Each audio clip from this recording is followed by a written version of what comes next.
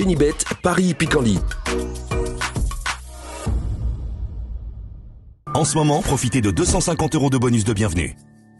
Bonjour à toutes et bonjour à tous. Direction l'hippodrome de Saint-Cloud pour le Quintet Plus Top 5 Génibet de ce jeudi 5 octobre. Nous évoquerons donc cette rencontre en début de réunion et ensuite j'aurai quelques coups de cœur pour Saint-Cloud, pour Nantes, mais surtout pour Cabourg en réunion 4 puisque j'ai pu m'entretenir avec différents socio-professionnels y participants. Sachez par ailleurs qu'il vous est possible de liker, comme d'habitude, ce programme en le partageant via nos différents réseaux sociaux. Le Quintet, le prix de Versailles, s'adresse uniquement aux 3 ans. Voici mon pronostic pour cette compétition, ce Quintet du jeudi 5 octobre. Je le placerai en tête numéro 16, Alva, qui pour son deuxième handicap et pour son premier Quintet a pris une plaisante deuxième place dans le prix Roland Fougeoir. C'était le 14 septembre à Fontainebleau. Une bonne deuxième place. D'ailleurs, nous l'avions fortement recommandé ce jour-là. Elle devrait pouvoir confirmer. Je pense qu'elle a un Quintet de ce type dans les jambes. Notez que la dernière fois, elle affrontait ses aînés et cette fois-ci, elle n'affrontera que ses contemporains.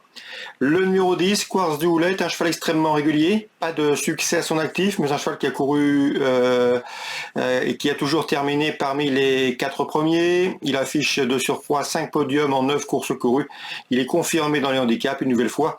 Il s'annonce comme l'un des points d'appui de cette épreuve.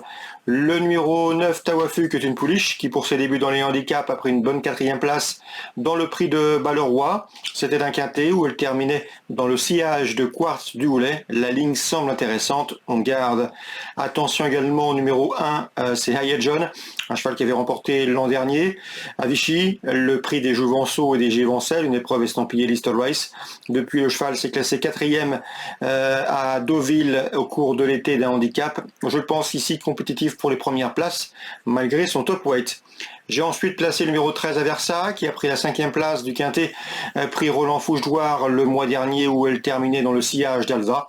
À mon avis, elle peut faire aussi bien et pourquoi pas mieux ici. Le bémol la concernant, c'est son numéro tout en dehors, dans les stalles de départ.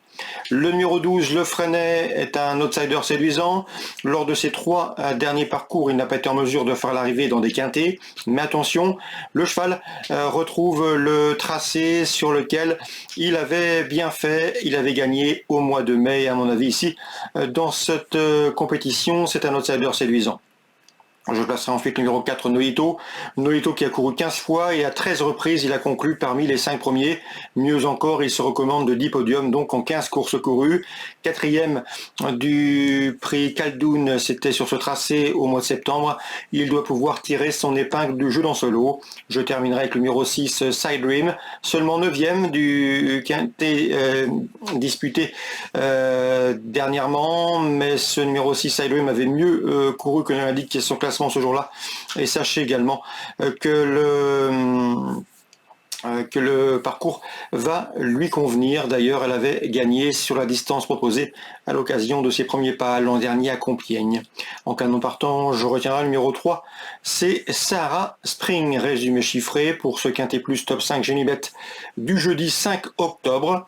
16, 10, 9 et 1, devant le 13, le 12, le 4 et le 6. On se retrouve maintenant pour les coups de cœur. En ce moment, profitez de 250 € de bonus de bienvenue. Voici désormais mes informations et conseils de jeu pour ce jeudi 5 octobre. Concernant Saint-Cloud dans la deuxième, 2 coups de cœur à vous indiquer. Le 202 tout d'abord, Terre de Vega, qui va débuter, mais c'est une nièce de la championne Trèves et à mon avis cette pensionnaire de Christophe Ferland peut bien faire d'entrée de jeu. C'est le 202, Terre de Vega. Dans la 7e, je regarderai en priorité le 704 Cranoir qui aborde cette saison avec pas mal de fraîcheur, qui a effectué une course de rentrée profitable dernièrement à l'Andivisio. Et ici, dans ce handicap, je pense que le 704 Cranoir a les moyens de s'imposer.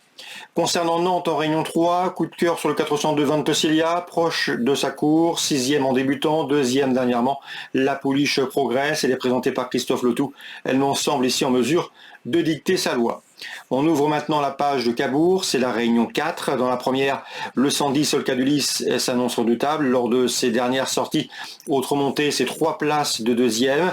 Une jument confirmée sous la selle qui s'annonce donc ici comme une candidate sérieuse à la victoire. Je lui opposerai toutefois le 108 Ova de Bassière, jument régulière qui sait finir vite lorsqu'on lui masque l'effort. Elle débute ici sous la selle avec des ambitions. 110 et 108. Dans la deuxième, Géraud David à roi de partant. Je vous invite à aller voir son interview. Le 202 Idaophile peut se placer. L'autre également a une chance de faire un bon dernier kilomètre. Mais les deux auront de bons engagements futurs. Concernant la quatrième, pas mal d'infos. Loïc Vaubert était confiant la dernière fois.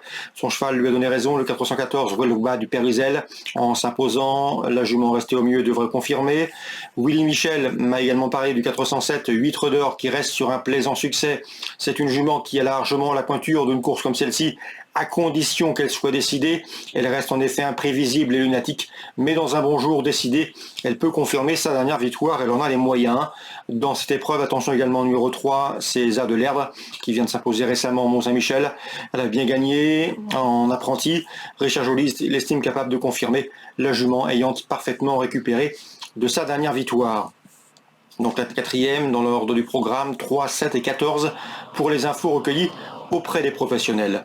Concernant Mathias Dudouis, il drivera quant à lui le 503 Kentucky Somoli.